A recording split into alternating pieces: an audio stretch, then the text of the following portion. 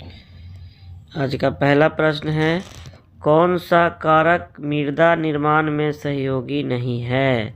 तो पहला ऑप्शन है वायु और जल, तो ये सहयोगी है। अगला है सड़े गले पेड़ पौधे तथा जीव जंतु, ये भी सहयोगी होता है। फिर अगला है पानी का इकट्ठा होना, तो मिट्टी के निर्माण में पानी का इकट्ठा होना सहायक नहीं होता है। चलिए अगला प्रश्न।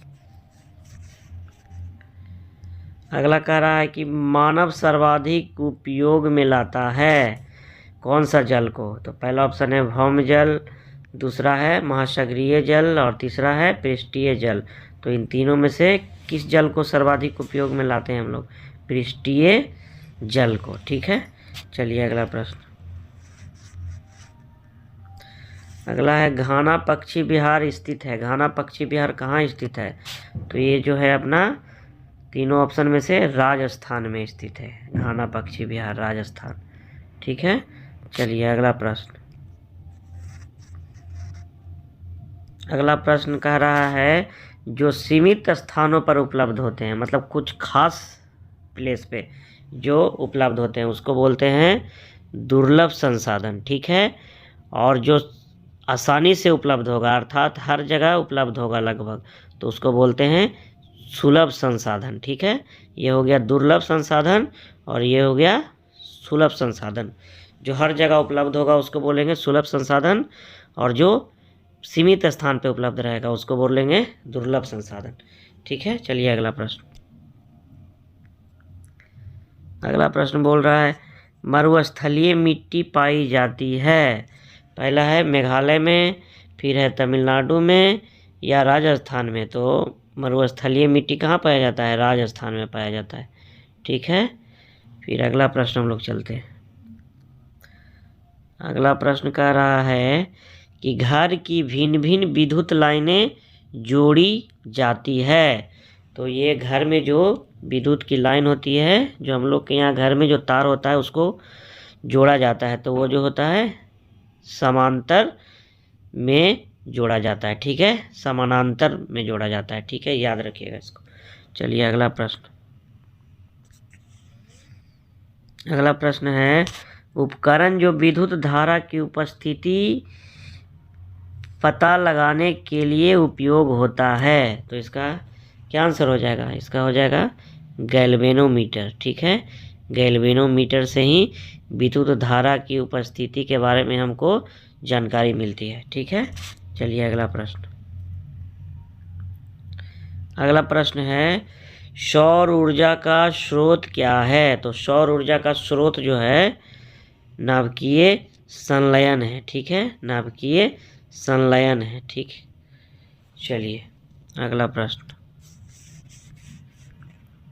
अगला प्रश्न है नीली क्रांति का संबंध है। तो नीली क्रांति का संबंध किससे है?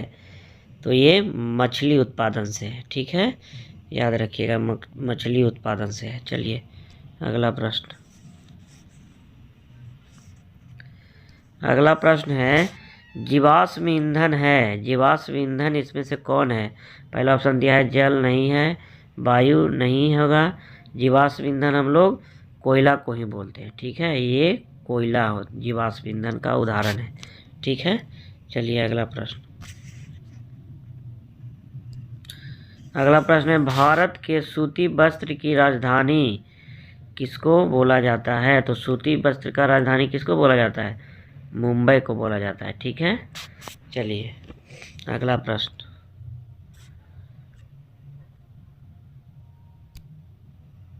अगला प्रश्न है मधुमेह की कमी से होता है। मधुमेह डैश की कमी से होता है। मधुमेह किसकी कमी से होता है? तो ये जो है इंसुलिन की मात्रा घट जाने के कारण हमारे शरीर में क्या हो जाता है? मधुमेह हो जाता है। ठीक है, चलिए अगला प्रश्न। अगला प्रश्न कह रहा है सर्वदाता रक्त का समूह कौन है? मतलब यूनिवर्सल डोनर इसको बोलते हैं। यूनिवर्सल डोनर जो सबको दे सकता है ब्लड। तो ये कौन सा ग्रुप होता है? Group O. ठीक है, चलिए अगला प्रश्न।